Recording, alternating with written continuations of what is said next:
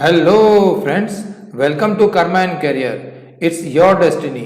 अगर आप अपने काम में फोकस नहीं कर पा रहे हैं तो फिर ये वीडियो आप ही के लिए है।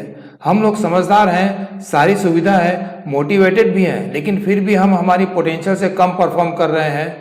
हम अपने टैलेंट का पूरा यूज नहीं कर पा रहे हैं क्योंकि हमें नहीं पता कि फोकस कैसे करें। जापान के मार्शल आर्ट सीखने की टेक्निक के अनुसार फोकस एंड अटेंशन एक आर्ट है। मैं आज आपको उस आर्ट के बारे में बताऊंगा, art of focus and attention. आपको ऑफिस का काम समय पर पूरा करना है और आप टेंस हैं। आप किसी कॉम्पिटिटिव एग्जाम की तैयारी कर रहे हैं और आपका सिलेबस समय पर खत्म नहीं हो रहा है तो आप परेशान हैं। आपके बिजनेस में कुछ रुकावटें आ रही हैं और आपको इन सब से निपटना है, टैकल करना है। तो इस तकनीक को यूज करके देखिए, आपको पॉजिटिव रिजल्ट मिलेगा। इस तकनीक के 3 सूत्र मैं आपको बताता हूं। तो सबसे पहला है सूत्र नंबर 1, काम के दौरान शांत रहें और रिलैक्स रहें। अपने दिमाग को, अपनी सोच को अपने कंट्रोल में रखें। मार्शल आर्टिस्ट लड़ाई के दौरान अपने आप को अलर्ट पर रिलैक्स और शांत कंडीशन में रखते हैं, जिससे वो पूरी फाइट के समय तैयार रहते हैं। इससे आप हमेशा किसी भी प्रेशर को सह सकते हैं, अपने शरीर को स्ट्रेस से बचा सकते हैं, जिससे आप कई बीमारियों से भी बच सकते हैं। इस तरह आप अपने गोल पर लेजर फोकस बने रहेंगे, बिना किसी चिंता के, टेंशन के। दूसरे शब्दों में कहें तो ये आपकी स्ट्रेटेजिक अप्रोच रहेगी अपने काम को बेहतर ढंग से करने के लिए, हर रोज, हर हफ्ते, हर पल। आखिर हमें इसकी जरूरत क्यों है? अमेरिका में ऑफिस में काम करने वाला 8.5 से 9 घंटे हर रोज व्यतीत करता है, पर 2000 ऑफिस में काम करने वालों के सर्वे में पाया गया कि उनमें से अधिकतर लोग 9 घंटे में से दिन भर सिर्फ 3 घंटे के बराबर ही काम करते हैं। दरअसल हम लोग जिस दुनिया में, जिस वातावरण में रहते हैं, उसमें डिस्ट्रैक्शंस बहुत हैं। आजकल की जो दुनिया है, इसे अटेंशन इकोनॉमी कहते हैं। ये हमारे फोकस को एज ए कमोडिटी यूज करते हैं। हमें सोशल मीडिया के द्वारा इतनी जानकारी, न्यूज और एडवर्टाइजमेंट के रूप में दी जाती है कि हमारा ध्यान काम से भटक जाता है। यही नहीं, हम में से कई लोगों को मल्टीटास्क करने की आदत हो गई है, एक ही बार में 2 या उससे ज्यादा काम, जिससे हमारा दिमाग, हमारा फोकस डिवाइड हो गया है, बट गया है, जो हम अभी कर रहे हैं और आगे क्या करने वाले हैं, इन दोनों में। इसलिए काम के प्रेशर में हम बहुत जल्दी थकान महसूस करने लगते हैं, स्ट्रेस महसूस करने लगते हैं, और इसका नतीजा ये होता है कि हम जो काम कर रहे होते हैं उसमें हम कंसंट्रेट नहीं कर पाते, फोकस नहीं कर पाते, और हम अपना बेस्ट नहीं दे पाते, और फिर जो काम 2 घंटे में होना था वो डबल टाइम ले लेता है। इसलिए अपने दिमाग, मन और शरीर को शांत और रिलैक्स रखने से आप हमेशा अपने काम को कंट्रोल कर सकते हैं। सूत्र नंबर 2, मार्शल आर्ट के अनुसार फोकस रहने का मतलब आपको अपने गोल पर फोकस नहीं करना है। जी हाँ, चौंक गए ना?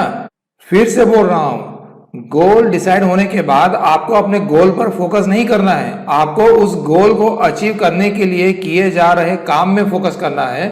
आपका सारा ध्यान आपके काम में होना चाहिए कि वो ठीक तरीके से हो रहा है कि नहीं।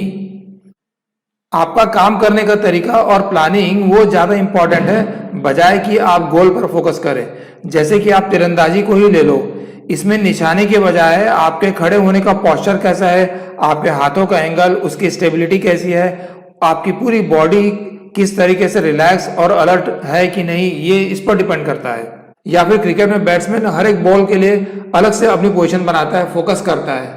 उस वक्त वो ये नहीं सोचता कि चौका मारूंगा या छक्का, वो अलर्ट रहता है, और लूज बॉल आई तो छक्का मार देता है। अगर वो टेंस होकर खेलेगा तो जल्दी आउट हो जाएगा।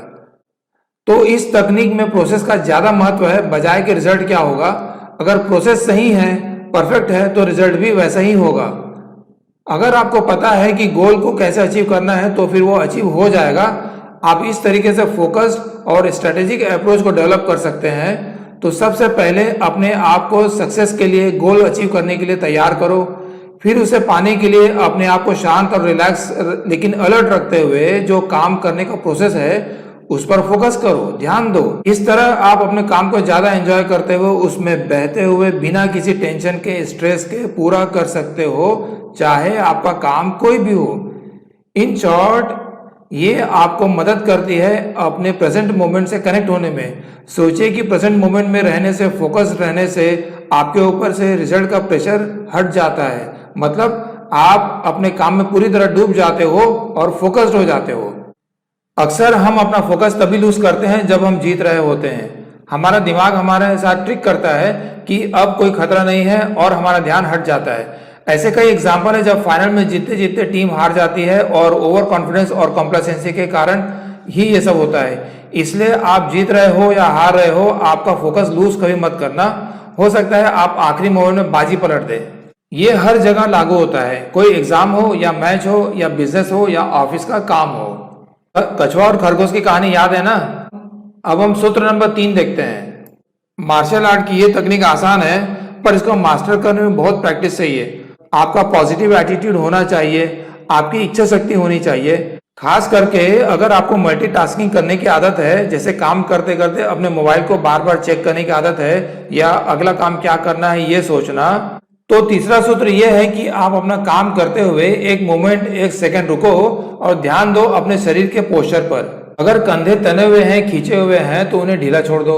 अगर हल्के सांस ले रहे हो, डीप ब्रीदिंग नहीं कर रहे हो, तो धीरे धीरे और गहरी सांस लो। भाव और जबड़े अगर तने हुए हैं तो उसे भी ढीला छोड़ दो। सही बॉडी पोस्चर रखना जरूरी है, अलर्ट रहने के लिए, फोकस रहने के लिए। और ये सब हमारे सबकॉन्शियस माइंड से कंट्रोल होता है। अगर हमारा बॉडी पोस्चर सही होगा तो हमारा शरीर भी स्ट्रेस से लड़ पाएगा और आप ज्यादा देर तक फोकस रह पाओगे। ये आपके फिजिकल एंड मेंटल हेल्थ के लिए बेटर रहेगा। चाहे आपको काम में सफलता मिले या न मिले, इस तरह से आप अपनी डिग्निटी को मेंटेन करके रख सकते हो। आप असफलता को ज्यादा अच्छे से हैंडल कर सकते हो। अपनी असफलता के कारण आपके कॉन्फिडेंस और फोकस को कम मत होने दो। असफलता को लंबे सफर में एक पड़ाव, एक हालत के रूप में देखो और अपने मोटिवेशन को कम मत होने दो। बस अगले टास्क के लिए भिड़ जाओ। आप अपने फोकस को बनाए रखो दोस्तों, क्योंकि अभी दुनिया जितना बाकी है।